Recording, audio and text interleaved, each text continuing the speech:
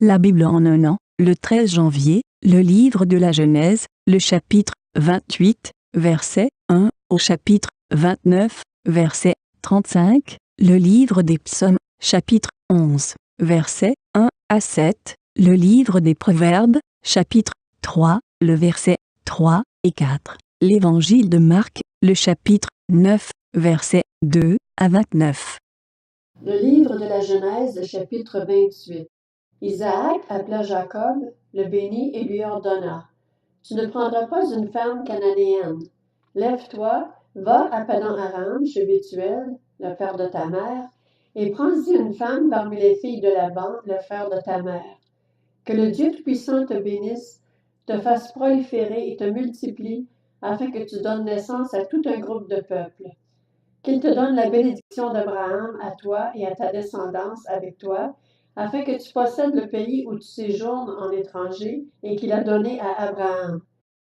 Isaac fit donc partir Jacob, et celui-ci s'en alla à Padan-Aram, chez Laban, fils de Bethuel l'araméen, et frère de Rebecca, la mère de Jacob et d'Ésaü.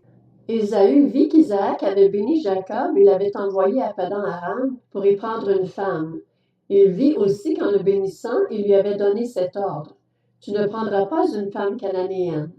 Il vit que Jacob avait écouté son père et sa mère et qu'il était parti pour Padan-Aram. Ésaü comprit ainsi que les Cananéennes déplaisaient à son père Isaac, et il alla trouver Ismaël. Il prit pour femme, en plus des femmes qu'il avait, Mahalat, qui était la fille d'Ismaël, le fils d'Abraham, et la sœur de Nebajot. Jacob partit de Beer-Shéba et prit la direction de Charan. Arrivé à un certain endroit, il y passa la nuit car le soleil était couché. Il prit une pierre dont il fit son oreiller, et il se coucha à cet endroit.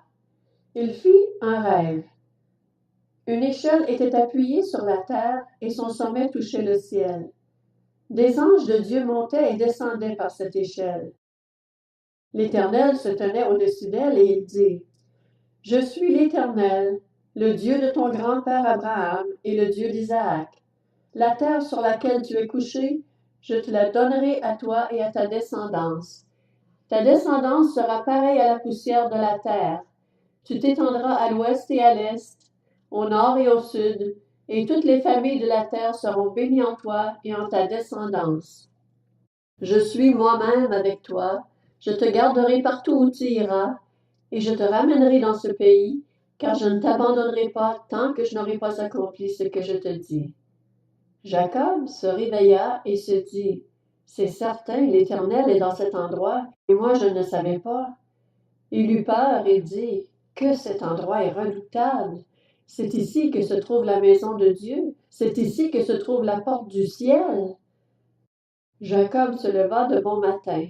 Il prit la pierre dont il avait fait son oreiller, en fit un monument et versa de l'huile sur son sommet.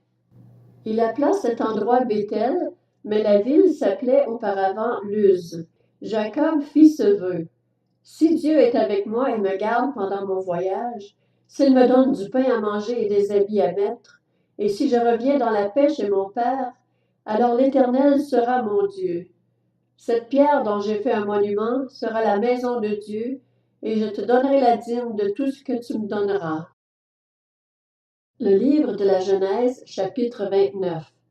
Jacob se remit en marche et gagna la région des nomades de l'Est. Il regarda. Il y avait un puits dans les champs et à côté 3 troupeaux de brebis qui se reposaient, car c'était à ce puits qu'on faisait boire les troupeaux. La pierre placée sur l'ouverture du puits était grande. Tous les troupeaux se rassemblaient là, on roulait la pierre de dessus l'ouverture du puits, on faisait boire les troupeaux et l'on remettait la pierre à sa place sur l'ouverture du puits. Jacob demanda aux bergers: Mes frères, d'où êtes-vous? Ils répondirent: Nous sommes de Charan. Il leur demanda: Connaissez-vous Laban, le petit-fils de Nachor? Ils répondirent: Nous le connaissons. Il leur demanda: Est-il en bonne santé? Ils répondirent: Il est en bonne santé, et voici sa fille Rachel qui arrive avec le troupeau. Il dit: Il fait encore grand jour, ce n'est pas le moment de rassembler les troupeaux. Faites boire les brebis, puis allez les faire brouter. Ils répondirent: Nous ne pouvons pas le faire tant que tous les troupeaux ne sont pas rassemblés. C'est à ce moment-là qu'on roule la pierre de dessus l'ouverture du puits et qu'on fait boire les brebis. » Il leur parlait encore quand Rachel arriva avec le troupeau de son père. En effet, elle était bergère. Lorsque Jacob vit Rachel, la fille de Laban, le frère de sa mère, et le troupeau de Laban, le frère de sa mère, il s'approcha, roula la pierre de dessus l'ouverture du puits et fit boire le troupeau de Laban, le frère de sa mère. Jacob embrassa Rachel et se mit à pleurer tout haut. Jacob apprit à Rachel qu'il était un parent de son père, qu'il était le fils de Rebecca. Elle courut l'annoncer à son père. Dès que Laban eut entendu parler de Jacob, le fils de sa sœur, il courut à sa rencontre, l'étreignit tendrement et l'embrassa. Puis il le fit venir chez lui.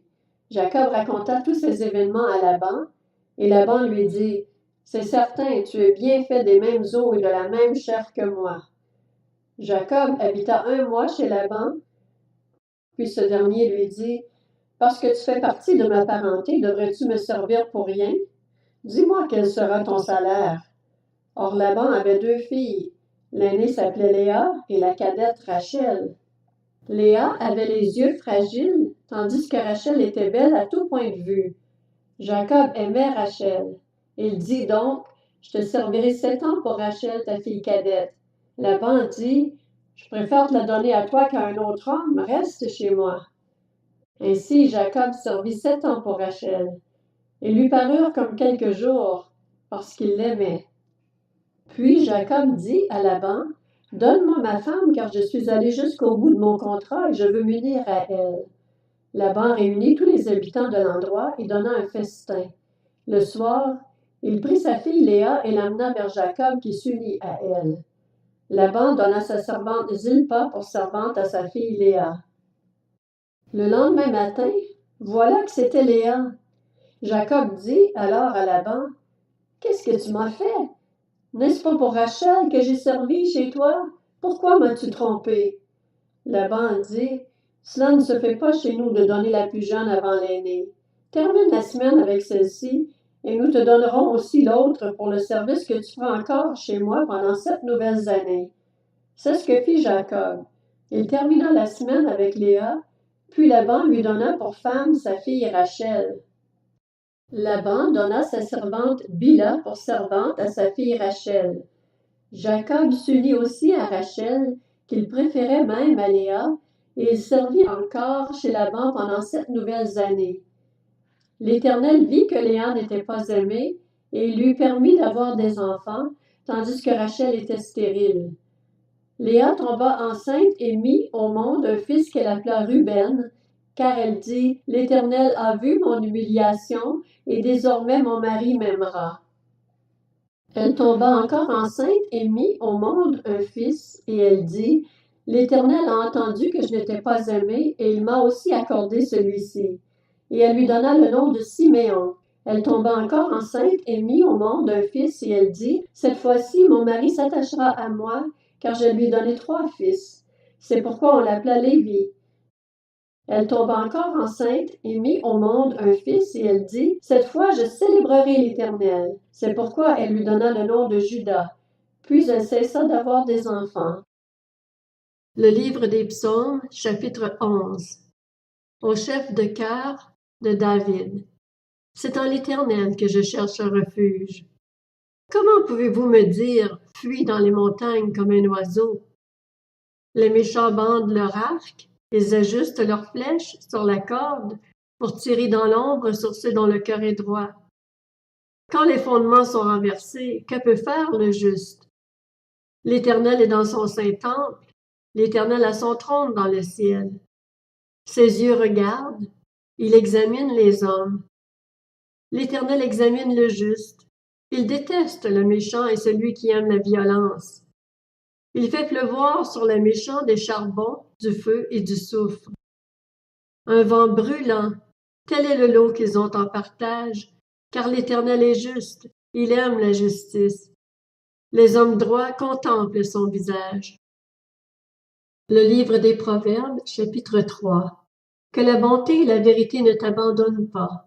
Attache-les à ton cou, écris-les sur la table de ton cœur. Tu trouveras ainsi grâce et bon sens aux yeux de Dieu et des hommes. Évangile de Marc, chapitre 9. 6 jours après, Jésus prit avec lui Pierre, Jacques et Jean, et il les conduisit seuls à l'écart sur une haute montagne. Il fut transfiguré devant eux. Ses vêtements devinrent resplendissants et d'une telle blancheur que personne sur la terre ne peut blanchir ainsi. Élie et Moïse leur apparurent. Ils s'entretenaient avec Jésus. Pierre prit la parole et dit à Jésus, « Maître, il est bon que nous soyons ici. Faisons 3 abris, un pour toi, un pour Moïse et un pour Élie. » Ils ne savaient que dire, car ils étaient effrayés. Une nuée vint les couvrir, et de la nuée sortit une voix. « Celui-ci est mon fils bien-aimé. Écoutez-le. » Aussitôt, les disciples regardèrent tout autour, et ils ne virent plus que Jésus seul avec eux. Comme ils descendaient de la montagne, Jésus leur recommanda de ne dire ce qu'ils avaient vu à personne jusqu'à ce que le Fils de l'homme soit ressuscité. Ils retinrent cette parole, se demandant entre eux ce que signifiait ressusciter.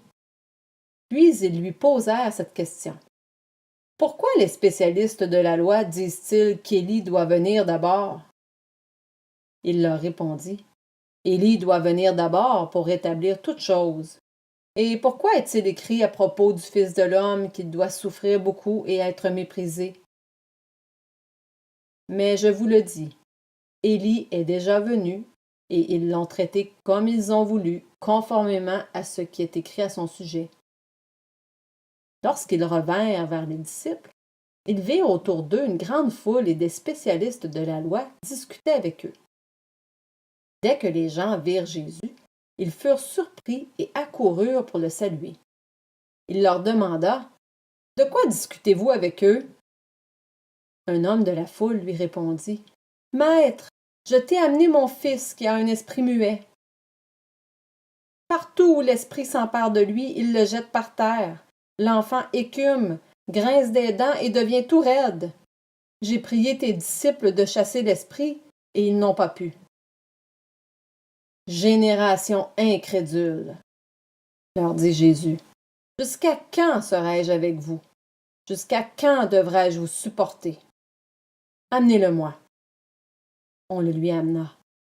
Dès que l'enfant vit Jésus, l'esprit l'agita avec violence. Il tomba et il se roulait par terre en écumant. Jésus demanda au père, « Depuis combien de temps cela lui arrive-t-il? » « Depuis son enfance, » répondit-il, « et souvent l'esprit l'a jeté dans le feu et dans l'eau pour le faire mourir. Mais si tu peux faire quelque chose, viens à notre secours, aie compassion de nous. » Jésus lui dit, « Si tu peux, tout est possible à celui qui croit. » Aussitôt, le père de l'enfant, en larmes, s'écria, « Je crois, Seigneur, viens au secours de mon incrédulité. » Voyant accourir la foule, Jésus menaça l'esprit impur en lui disant, « Esprit muet et sourd, je te l'ordonne, sors de cet enfant et n'y rentre plus. » L'esprit sortit de l'enfant en poussant des cris et en le secouant très violemment. L'enfant devint comme mort, de sorte que beaucoup disaient qu'il était mort. Mais Jésus le prit par la main, le fit lever et il se tint debout. Quand Jésus entra dans la maison, ses disciples lui demandèrent en privé, « Pourquoi n'avons-nous pas pu chasser cet esprit? » Il leur dit, « Cette espèce-là ne peut sortir que par la prière et par le jeûne. »